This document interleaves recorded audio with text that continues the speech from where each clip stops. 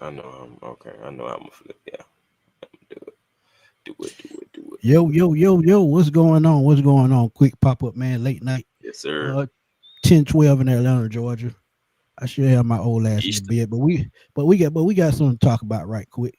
We're gonna pick it back off the Legacy Locker Room podcast. If y'all don't know who that is, that's Hot Rod, Who, and HD, three former Atlanta Falcons wide receivers, and they Yes, gave sir. their top five NFL duos. So that's what me and Chris gonna do. But like we always do, man, before we get started, we like to welcome in chat if y'all join in from the chat. But we're gonna give y'all a second to come in. We're gonna do a quick 30 and like run the quick route. But hey, it is what it is. But top five wide receiver duos in the NFL, and y'all know me, I'm gonna throw a curveball. Mm-hmm. Um, Mm-hmm. they did their wide receiver groups based on I think numbers and I think it was just based off what last season, right? right, Kinda. right, Yeah. right. So, but what I'm gonna do, I'm gonna just give y'all my top five who I think going into 2025. That's how I'm gonna do Okay. it. You But wanna give their list first? Uh, I mean, I don't remember it 100%, Yeah. but I mean I I remember do. who they put. Okay, okay. So the first three, we know the first three. You're gonna go Mm, the two in the background right there, Jamar Chase and T Higgins.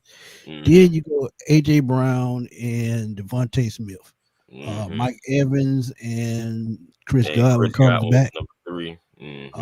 On one of those lists, there was Tyreek Hill and Jaden Waddle, which I didn't agree Right. with. Right. Right. Um, Then you also had then Amon Ross St. Brown Brown, and Jameson Jameson Williams. Williams. Right, right. Mm, So those are basically the five. right. Um, one that shocked me was Jalen Waddle and Tyreek Hill. Tyreek Hill had a very down year. Had a little bit over 800 yards. Mm-hmm. I think he had 5 touchdowns or more. I'm not sure, but y'all can look that up and y'all can put it in the chat and tell us. But he had a very down year. I think Jalen Waddle did go over 1,000 yards, but not by much. But with those two, I think they're just looking at pure speed, route running, and things like that. And I agree with that because they're Yeah. former The receivers. They talent. know. Yeah, The they know. talent. So Mm-hmm. that was my only disagreement with the list. But their top five list. Tell me what you think because I think outside of that one, I think they nailed it. But Amon Ross St. Brown and Jameson Williams, I don't have them in my top five, and I'll give y'all why in a minute. But tell me what you think about their list. I mean, their list, I honestly respect their list, honestly, because again, those are guys who played their position. Right. So I can't really like knock it because I know what they're looking at. And they had an excellent episode about breaking it down and just, saying, giving their point of view. And I loved it. You loved it. I said, respect it. But yeah, it was a few surprises in there. I mean, I think the Tyreek Hill um, and Jaden Waddle thing. And then also I was looking at, Detroit, and I know they won games and stuff like that, and they did have 2,000-yard receivers and stuff like that. So I definitely understood, but maybe for me, I think it was a little bit about. I know Mike Evans is definitely Mike Evans, but I know Chris Godwin, he definitely got hurt. But I mean, he is a dog too, and I understand what they was looking Can I at. I think they can were I can looking I at say total this right body of quick? work. What you got? I'm a diehard Atlanta Falcon fan. Right, but But if Mike Evans don't get in the Hall of Fame first ballot, they just need to close it down altogether. Period. hey, He has 1,000 yards in every season, has over 100 touchdown receptions. So mm, he first ballot, no doubt about it. oh yeah, definitely, man. I mean, come on now. How could you not? So that guy, he's been Mr. Consistent with it. And honestly, it's going to be tough to do that because, injuries and everything play a Right. part of it. So it's going to be tough to do that. I mean, there's some guys in this league that can do it. But again, can they stay healthy? Can they, do the preparations and all that stuff for that to be able to do it? We'll see. But yeah, man. Like I said, respect their list. But we're gonna get into some pretty much who we got and our list and all the stuff for like top five duos and everything like that. I believe, like you said, at least top the last two, definitely 100%. But you can kind of like juggle the last the 3 through 5. I think. Um, I think you can juggle 4 and 5. Okay. Because I'm thinking Mike Evans and Chris Godwin a lot. just like AJ Brown and Devontae Smith and Jamar Chase and T Higgins. Those three combos, they're locked. I'm gonna just keep it real with y'all. But number five, me, I had it number five, and I'm gonna go this year. I know what they were talking about, with duos the last couple of years, but I'm looking at this Okay. duo this year, and I'm just looking at CD Lamb and George Pickens, two Mm, number one receivers who can run every route in the route tree. And I think going to get a George Pickens, a deep threat like that, that makes CD Lamb even more dangerous because he's one of those receivers that likes to play in the slot. He likes to run across the middle of the field, and he's a great run after the catch guy. So when you yeah. add a deep threat like a George Pickens, I think that makes CD Lamb even more dangerous. I think he will run more vertical routes, and that does offense will open up more, and they have still they have new running backs because Rico Dardell is with the Panthers, I think. So having those receivers going to help that run game. But will that Dallas offensive line hold up? Because they lost a lot on that offensive line the last 3 years. Yeah, can't So deny we'll that. see. But that is my number five. I'm going George Pickens and CD Lamb. And Boom said they're gonna find a way to screw it up. I can see that. And man, listen, I could definitely see that, man. Robert, Um, he disagree. He disagreed with me. He said you got to put him in. But me, they're explosive. I get that. But if I'm looking at, I'm going by last year's stats and one combo that they left out because of that, and I'm gonna give y'all that in a minute. But it's the only mhm, reason why I left them out because I feel like this other combo that I have on my list will outplay them any Sunday, and there's no knock to either of those guys. right, But right. yeah, but that's just Yeah, my thought, Robert. for me, I know since you did place in pretty much a future duo, I mean, they still got to play to hit the field, but I'm gonna talk about a duo that has played on the field, and they're closer than you think.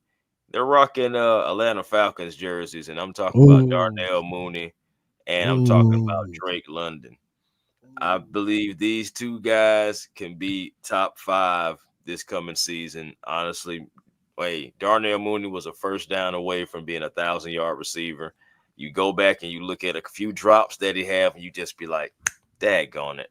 So you wish he just could have pulled in at least one of those drops, and he definitely been 1,000 yard receiver. one more first I down. think he's I think he's going to come back with the vengeance this season. I think he's going to come back healthy, more motivated because he was right there. Drake was 1,000 yard receiver. I think that Drake is going to attempt to live in that 1,000 yard area, and he's going to get his opportunities. And Drake, I'm saying he can catch the ball, for sure. Big body receiver, you already know, so he can definitely he has that ability for 100 yard games and at least 75 yard games and stuff like that. Darnell Mooney at points in time of last season, he was looking like the number one receiver, and people were wondering, dang, like, is he?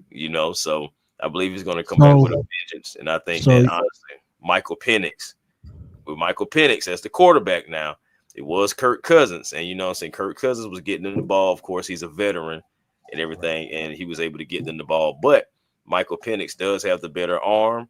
Michael Penix can get them the ball, and with them being a veteran, they can, really work with Michael Penix, and they can get all on the same page. And I think it can go somewhere. So you so went you CD mean Lamb.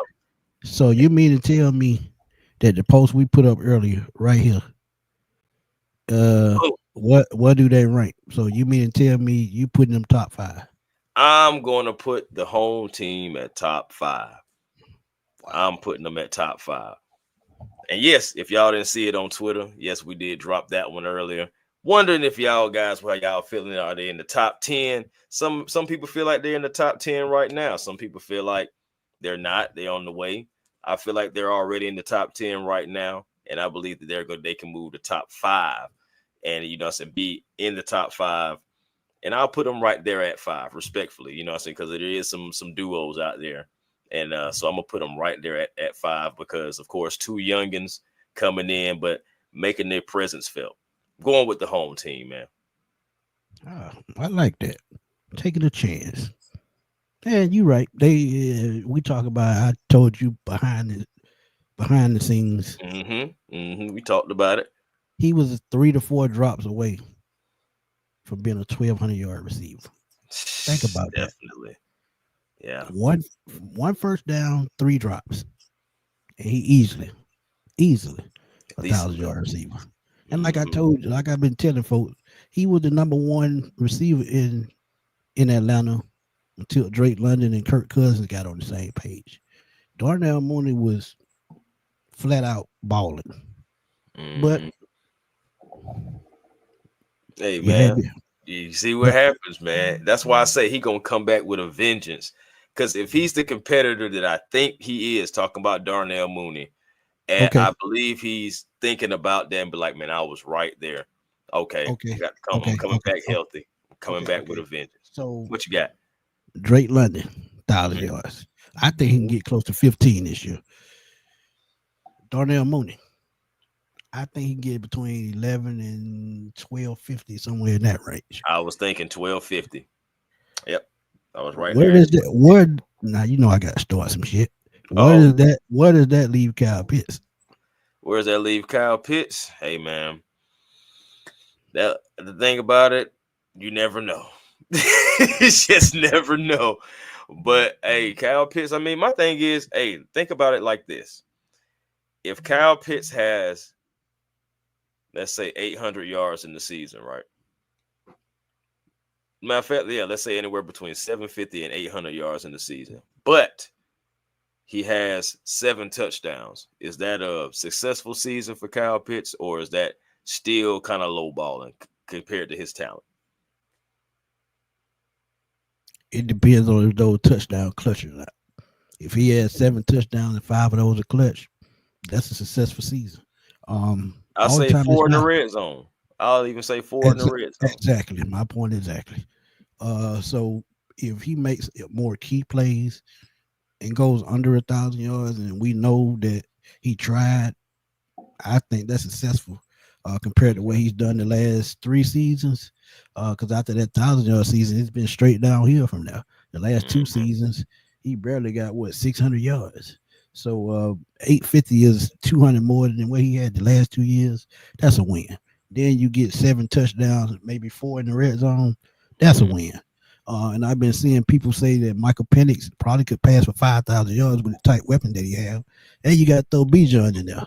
This is why I asked about Kyle Pitts, because Bijan, he had 60 catches last year, and that number could balloon to 80 this year. And he could possibly have 750, 800 yards. So where does that leave Kyle? Tyler's going to be used in I believe in the passing game and in the run game too. I believe that they're going to. I do believe what you're saying about Bijan could balloon a little bit. It could go to 60, could go to 70, but I believe that Tyler Algier, it needs to be used a little bit more in this offense, and I think that they will realize that, because you wear teams down with guys like that, change of pace and stuff, and especially in the fourth quarter. If you're wearing them out in the fourth quarter, then they got to see Tyler Algier. I just think at that point, with fatigue kicking in and everything, I just don't feel like you want to see that guy and you want to tackle that guy. Agreed. Number 4. Let's go on to number 4. Yeah. We about to get into real Falcon talk all over again. All again. It's always gonna go left because of where we from. But number 4, like I've said it time and time again, future first ballot Hall of Famer, and he gets his right hand man back this year. I got to go Mike Evans and Chris Godwin at number 4. And there's no knock to Amon-Ra St. Brown and Jameson Williams.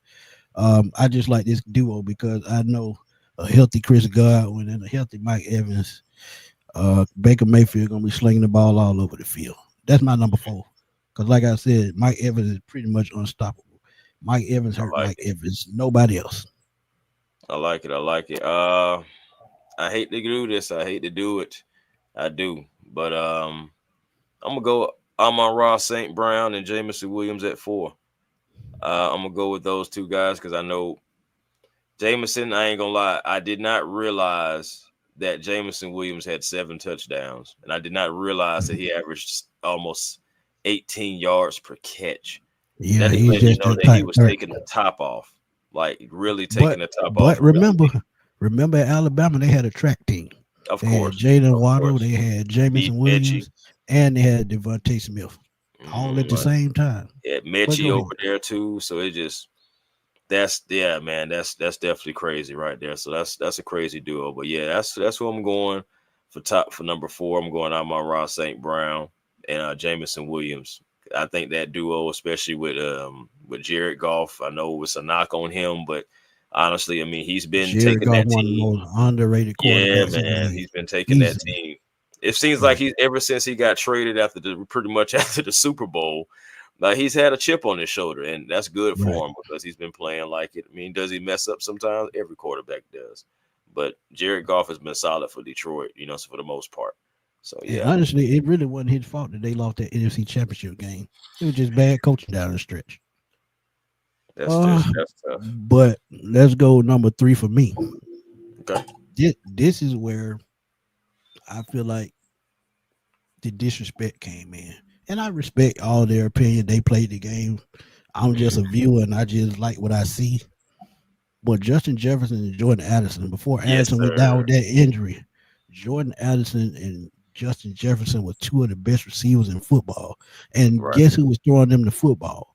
Sam Darnold. Sam If, Darnold. if you can put up those type numbers, I think both of those guys had over 100 yards against the Falcons, over 150 yards, should I say, against the Falcons. It And was tough. it was no knock to the Falcons defense.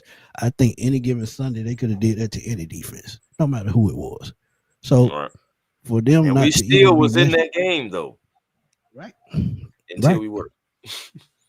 It was what 28-21, and the bottom just Shoot, fell at out. one point, and we had it at 2020, and then like you said, yeah, the bottom did fall out after the turnovers and mishaps and just laps. It's all good though. It's over with. And but yeah, Justin Jefferson and Jordan Addison, those are my that's my number 3. And to me, honestly, depending on who you ask, they could either be one or two. And that's what I'm saying. The top Depending on 3, who you ask. depending on who you like or who you ask, the top 3 can be 5 different ways. Yeah, for sure, for sure, for So sure. yeah, Oh so man, yeah, I have to admit, saying this is where we can agree at. That's where I got Jordan Addison and Justin Jefferson. I mean, Justin Jefferson alone, that's the man had 1,500 yards. And we're talking about with Sam Darnold, of course, saying Jordan Addison, he had went down with some injuries. I know he didn't play 2 games, but he still was near 1,000 yards himself, and he had 9 touchdowns. Okay, so averaging 14 yards per catch. So he's not to be slept on. He's a twitchy but think receiver as well. but You said what now? bro, just listen to these numbers from Justin Jefferson right quick. Oh If you yeah, look at his first 5 years in the league, it's more than anybody in NFL history, I think, or top 2. I know it's top 2. He has 495 catches, 7,432 yards, 15 yards a catch, 40 touchdowns. He averages 96.5 yards a catch. I mean, a crazy, game. I'm sorry, a game. That is crazy. ridiculous. And if y'all remember Julio Jones at one point, he was at 95.5. So Mhm. Justin Jefferson at 96.5. In 2 years, 2 seasons out of the 5, he's averaged over 105 yards a game. That is just insanely ridiculous. So, Man, that's why he's one of the best for real. man, Definitely. But it's crazy because Jordan Addison, even with those numbers that you just said about Justin Jefferson, Jordan Addison in 2 years and in 32 games, he still has 19 touchdowns. It's a nearly 1,800 yards, and he's not even the number 1 receiver. So, like, wow. that's pretty impressive too. And you That is talk pretty about impressive. both of those guys. 133 yards. I mean, excuse me, Both, 133 receptions total. both of these guys can stretch the field. Both of these guys, they can beat you in the slot. They can beat you vertically. They can Mm, beat you on end around anything. Anytime they touch the ball, they can liable to go all the way. So this is another thing as to why I tell y'all this list can go just like I'm that. telling you. I'm Because telling Justin you. Jefferson alone, and I'm gonna get into that just a little bit later.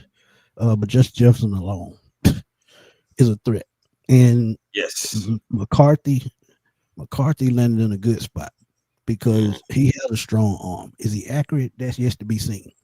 But if he can get either one of these guys to football, don't nobody want these It's over problems. with. Then you have TJ Hawkinson there. So Mm-hmm. just Oh, reliable. just keep that in mind. But go ahead. You agree with Yeah, number no, I three was though, just right? saying it. Oh yeah, that's what I said. Me and you, we agree on number three because that's where Okay, I'm at with it. That would be my number three as well. cool. So number two for me, and it was tough. Yeah. Um, I'm gonna go with Jamar Chase and T Higgins. You talk about Jamar Chase to me had an MVP caliber season last year, and he finished number 8 in the MVP voting. And I think he finished third in the Offensive Player of the Year, which I understand because that's usually a quarterback award or a running back award. Because if a running back run for over 2,000 yards, they usually win Offensive Player of the Year. Saquon Barkley, for instance, last year. Then you had Derrick Henry, who also ran for nearly 2,000 yards. So, Mhm. that's usually a quarterback and running back award. But when you look at his season last year, 127 catches, 1,700 Mhm. yards, 17 touchdowns, he also averaged 100 yards a game. So Mhm. he led the league in all statistical categories when it comes to receiving. So you look at him, he's really carrying T. Higgins. He the one got T. Higgins paid because, and it's no not T. Higgins, but when you have to guard a Jamar Chase, Mhm. it's tough, and you're taking away pressure from the other side. So, and T. Higgins went down with an injury. Remember that, and Right. Yeah. Jamar Chase didn't miss a step. So, He still was out there being the number one receiver for sure. all right, Man. but Okay. your number So two. so my number two, man. Man, like you said, it is tough. It is tough, and you definitely just got to understand like it's two totally different styles. But man, I'm gonna have to put Devontae Smith and AJ Brown at my number two. I ain't gonna lie, I like both receivers. And you think about it, if there was no Saquon Barkley, I do believe both guys probably would get over 1,000 yards. Of course, they did not, but they both like between the two of those two guys still got like about 15 touchdowns between the two, I believe. Yeah, So they're like Devontae Smith. I got a lot of respect for him just because I know he can run every route. He's very tough, durable guy. Like honestly, I mean, I hate it. Of course, Alabama guy at the same time, but just the talent, it's there and it's obvious, and it's obvious why they took him as well, and like they're enjoying like his talents in Philadelphia, and then AJ Brown pretty much is that big body receiver, that guy who tries to emulate himself a little bit after Julio Jones, but still has his own style. And so he can go out there, he can pretty much, he can go short, he can go. I mean, really, both of those guys can go short, intermediate, and long. It just all depends, on the play call. So those two guys, like it's tough, but I'm gonna put them at my number two. and honestly, there's no wrong answer because let's be real about it. Like you said, all four of these receivers they can just break loose at any time, Yeah, man. anytime. But you got them at number two. Right. I have them at number one. And the only reason why I have them at number one is because, and Julio said it, Roddy said it, and I agree because I thought the same thing. You look at AJ Brown, he's a Julio Jones type talent. He's gonna get his one way or the other. You saw it in the Super Bowl, you saw it in the playoffs. But Devontae Smith is another one of those underrated receivers. People look at his size at what 6'1", about 175, 180. 180 was soaking wet socks. Hmm. I call him Skeletor because if y'all remember the He-Man cartoon, y'all remember the He-Man cartoon. This man is out of Skeletor had that bony face, but he had muscles. So just think of it, he's a slim dude, man. But control. Devontae Smith can run block. Devontae Smith can win contested catches. Devontae Smith can even run you over at 180 pounds. Right. So he's a physical receiver at his size. That's very impressive. I would take him over T. Higgins twice on Sundays. And it's no disrespect to nobody because I know what I'm getting with Devontae Smith. Right. Speed, vertical threat. He's another one of those guys you can line him up anywhere on the field. He's going to make a play. Screen pass, slot, Right. slants, anything you name, he's going to come through in the clutch. So Definitely. this is why I took the Eagles do it number one and not the Bengals. I'm taking Devontae Smith over T. Higgins. And like I said, Yeah. Yeah. all four of these guys, you can put them anywhere. 1-2-2-1, line them up anywhere. These are top two duos in the league, hands down. Yeah. So Right. Right. that's the only change that I would make. Right.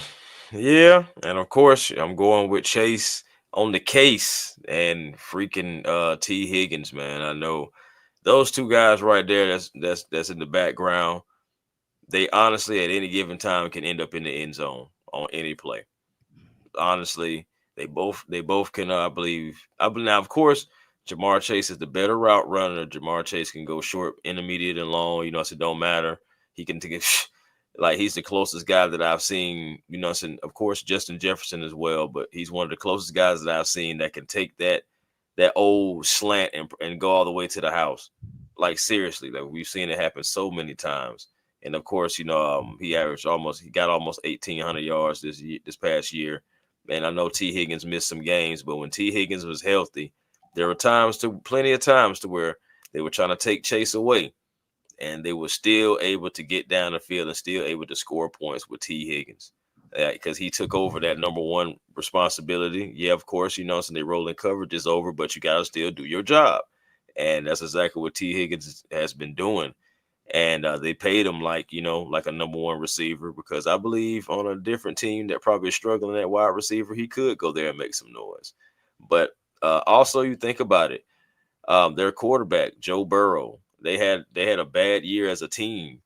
They had a bad year as a team, but still they was able to get down the field and at least give their team because their defense wasn't doing talking about nothing as far as like holding on to a Bro, lead. they scored 30 points in over half their games. Half their games exactly, and still could not pick up the dub. So that's what I'm saying. Just imagine if they had at least a little defense, they definitely would have went further than what they were. They definitely would have been in the playoffs. I feel like they would have had like maybe possibly a deep playoff run because that offense, that quarterback, they keep him upright. He's going to get them the ball. And I know some people may say that's a knock, so to them because they do got Joe Cool. But I Right. don't call it a knock. I honestly feel like because their defense was so crappy that the offense had to carry the team as much as they possibly could. So that's added pressure. So the offense is coming to try to score. You're trying to stop it and you just can't. All you can do is just hope that your offense can outwit their defense. And I just feel like they would have had a defense. We've seen that before in Atlanta. If we just would have had a defense, so I'm Hey, just and I'm what's so fascinating about both of these duos, and I thought about it earlier. uh, If you take the trios with the quarterbacks, mhm. these both of these they still 1-2 Yeah, because Jalen Hurts is taking it to the next step every single season. Just mhm. won the Super Bowl, and I expect him to get better this year. You look Right. at Joe Burrow. If they get any scratch of a defense, this team can easily be back in the Super Bowl. And think about it: the year they made it to the Super Bowl, they still were top in the 20s in total defense. So, That's true. man, and they got a nerve to be holding out on their best pass rusher. Man, get the hell out of here. But yeah, like I said, I'm trying to change. God still working on me, man. But y'all got to go with Hey, that. Y'all got to hey. go. But last question: who's your top receiver in the NFL? Because as we look at these combos, any one of these guys can be the number one guy. Well, on the first, I would say three. And honestly, if you want me to say it, I say it. Mike Evans can be top three still, even at 30, 31, 32. Yeah, that's what He I'm still saying. can. He's yeah, yeah. I mean, I don't have no beef with Mike Evans, man. He's a great receiver. I just hate when we play him 2 times a year. That's all. But Hey, outside of it that, is man, great receiver, iron sharp, great receiver. iron sharpens iron. So hey, it It happens. does. It does. It does. But number one Yeah. guy, Number one guy. Oh man, it's tough. But I'm gonna stay and I'm gonna stick to my guns right now, and I'm going to say Jamar Chase is the best receiver in the league. Of course, like we already know, you got it. He's getting the ball, and sometimes it's just so hard to stop him. So I'm gonna go with Jamar Chase as far as being the best receiver in the league right now. Yeah, he put up the numbers. I get it, but Yeah, I just can't overlook Justin Jefferson what he did the yeah, first I 5 years. Look, man, when you talk know. about a guy that's probably going to be, to me, Mm-hmm, he's going to be in the conversation with Calvin Johnson, Julio mm-hmm, Jones, Larry he is. Fitzgerald, Jerry Rice, T.O., Randy Moss. He's going to be in that conversation. So when you look I, at the I think the conversation, same thing about Chase. yeah. So when you look at that in that aspect of where he's going to be if his career keeps projecting that way, he's Mm-hmm, probably going to be top five in receiving to where he's headed. In the facts. first 5 seasons, he has 7,400 yards receiving already and 495 catches. So he's averaging roughly a little bit under 100 catches, um, about 1,500 yards. And you look Mm-hmm. at touchdowns, he having double digit touchdowns. In order, okay, okay, you said how many catches and yards again? 495 catches, Uh-huh. 7,432 yards. Let me make sure. I think I'm said that right, but he has 7,432 yards, 40 touchdown Mm-hmm. averages, 15 yards a catch, and for a game for his career already the first 5 seasons, he averages 96 and a half yards a game for a game for a season. Yeah, Think about right, that. right, right. That's crazy. And I'm looking at Jamar Chase right now. Jamar Chase has right now, he's coming into year 5. He has 395 catches, 5,425 yards, averaging 13.7 yards per catch, 46 touchdowns. So I mean, he's getting close. I mean, honestly, in order to catch Jets, he would definitely have to have at least 101 catches this coming season, and well over Okay. 2,000 yards, well over 2,000. Like he would have to have almost 2,500 yards to catch Justin Jefferson, Right. as far as like I will yards break go. it. I break it down a little bit more. I had averages right here. Okay, what He you got? averages in a season. He averages 109 reception a season, Mm, 1,641 yards, 15 yards a catch, 9 touchdowns. That's his average per season. And the mm, 96.5 is still his average per game. So yeah, yeah, yeah, you that's got to put crazy. him in that. You got to put him in that conversation among great receivers. And like I said, he keeps projecting, and no matter who's the quarterback, he's still gonna get his. He's gonna Because as get I told y'all in the past, Andre Johnson, Larry Fitzgerald, Julio Jones, all these guys did not have high touchdown numbers, but they still made a difference on the field. hmm So hmm he's just one of the, he just had that it factor. End of story. Hey man, like I say, can't go wrong with either or. And like I say, Jetta, man, Jay Jetta, man, I can't lie. Like What it is, Grandazzer. he's definitely like between him and Chase, you can't go wrong. Like it don't matter. You can flip a coin honestly, and wherever it land, just walk away because you know you got a top receiver for sure. You know you got Facts. somebody that those are two guys that if they stay healthy and stay on their projection, they could be first ballots, both of Facts. Yep. So, like I said, when you them. talk about the greatest receiver, they're gonna come up eventually. So it is what it is. But those are our top 5 wide receiver duos in the NFL, man. If y'all watched it through the whole video, thank you. If not, please go to the beginning of the video or top 5 duos, and y'all drop y'all in the comment box. Millie Mills has a quick question. Millie. He said, "What about Puka and Devontae Adams?" That is a great question because I can Puka see and those Devontae. guys putting up stupid numbers this year. And the Mhm. crazy thing about it, they have a decent running back. They had Cam Akers, so They had Cam Makers doing his thing, and then Puka did his thing his first 2 years. He's another one that's setting a lot of NFL records. He set the record for rookie receiving yards. So yeah, Millie Mills, that's gonna be a nice duo this year too.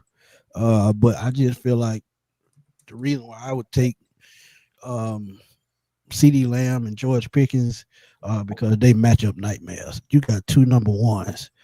There's no knock to Devontae Adams, who still can get it done at his age. But Mm-hmm. I just think they're going to give Dak.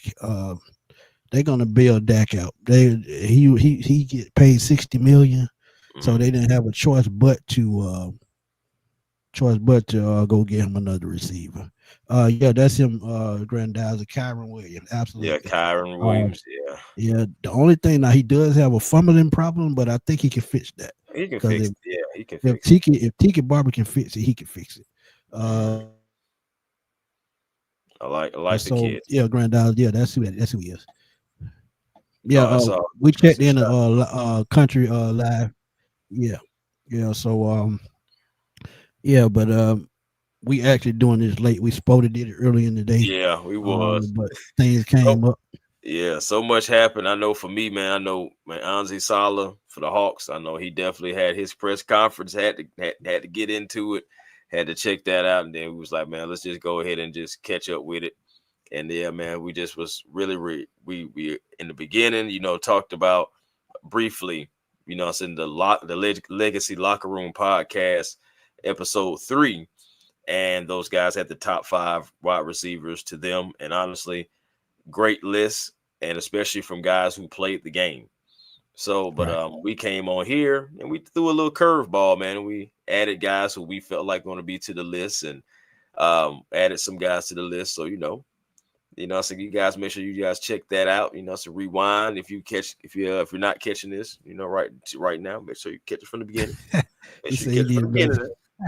He said, He "You're need man. I another need another tool. screen to keep up with you." Hey Hey man, man, we just one trying to thing about me and give A fans the one, content. we can have a conversation, and if that conversation go left and it comes out as an idea, we just jump on the screen and talk about it.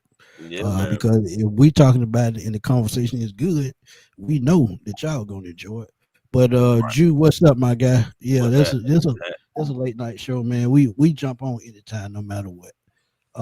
Lee 85, what's good, my dude? But again, if y'all didn't check it, please go back to the beginning of the video, watch it through, and you'll see our top 5 receivers. Like he said, it comes from the Legacy Locker Room podcast with HD, Hot Rod, and Julio Jones. So Yes, please sir. go check out episode 3, and we're gonna check out episode 4. Possibly give Yes, y'all some feedback if it's worth talking about. gotta do it. Just like episodes 1 and 2, had the internet on fire. Hey, they possibly could still do it again. But Chris gave y'all his top 5. I gave y'all my top 5. Y'all drop y'all top 5 in the chat. Comments. And Mhm. before we get out of there, man, you know what to do. Tell everybody where to find you. Hey man, A1 Forever Sports. You can find me over there anytime, any day. And come on over, man. Have a Hawks, Braves, hey Falcons. We can talk about it all, as long as it's Atlanta sports, and we can talk other things too. It's definitely getting into some other things. Possibly, man, maybe getting into some wrestling talk. I don't know, man. We're gonna figure it out. But definitely, man, like I said, A1 Forever Sports, TikTok, A1 Forever, Instagram, A1 Forever, the real A1 Forever on TikTok. Also, catch your boy on the Hawks Digest. Like I said, dropped the video on there earlier talking about Anzi Sala, or excuse me, it's Anzi Saleh, is what I'm hearing. So Anzi Saleh and his plans, his master plan as far as the Atlanta Hawks. Got the draft on Wednesday. Make sure y'all check that out. See what the Atlanta Hawks do as we're I trying to got a improve I the got a team. quick question about that. What you got? Um, What you reaching for? do you think do you think he gonna try to take a page out of Danny Ferry book since his name was brought up? And I know he's talked to these guys. Do you think Danny Ferry is gonna give them tips on how to build a team? I'm not sure, man. To be honest with you, I think Anzi seems like the type of guy that is going to he can take maybe some advice from people, but I think he's his own man, and he's been given full authority to build a team's future. He said that in the press conference as well. So he has the Right. full backing of Tony Resler. And somebody did ask about the president of basketball operations. He replied, "Hey, I respect that question. That's a good question, but I am the guy in charge until further notice, until I'm told something different." So he is the guy in charge. All final So decisions will who's go through gonna make that final Army decision? Is Select. the owner gonna make that decision, or he's gonna make that decision? The way that he was explaining it, it sounds like ownership has given him again full authority to make the decision. So the final decision is going through Ozzy Saleh. Wow. So And he has his two guys with him, and Dinwiddie and Graham. So he I has his don't. team, and we're gonna do it. So is Kyle Korver still with the Hawks? Yeah. He's kind of like Kyle Korver, kind of like be like scouting a little bit. Of course, he works with the guys with their shooting and everything as well. On Yucca, that's why his percentage went up just a little bit. He got better a little bit at the 3-pointer point and everything. It's really just everybody. I said even Dyson worked with those guys. Works with everybody. So you remember how Kyle Korver was here. Definitely a certified sniper. So All star. yes, and all-star. So again, the Hawks have to have some things to do. We're gonna see how we can change the trajectory of this franchise, man. For real. Hey, see, that's why y'all need to tune in to the Hawk Digest. He breaks it down just like that every single episode. Any question you may have, he gonna answer it. But Right. y'all know where to find me, man. Smitty Sports Machine on YouTube. Find me on Twitter at FatBoySlam_21. Find me on the NFC South Roundtable Tuesdays at 7 p.m. during the season. And I think this season is going to be action packed as well as I join my NFC South compadres. And we give y'all the updates on the team, previews, predictions, and all that good stuff. So just stay tuned, man, because we got a lot left in the tank heading into this season. And like we said, man, we will be there on July 24th at training camp. So please come through, holler at us, take some photos, get some laughs, because that's what we do, man. Just like we crack jokes on here, that's how we are in person. So just keep that in mind. But anything else before we get out of here, before I end the show? Hey, man. Hey, I appreciate saying you guys coming in, tuning in with your boys. Always when we go live, saying you guys, see it, y'all pop in. Appreciate y'all all the ways. Facts. But for my boy A1, it's your boy Antoine Smith. And we're gonna rock on and keep putting up these topics. But for tonight and today, we're gonna wrap it up and we're gonna holler at y'all soon, man. Peace.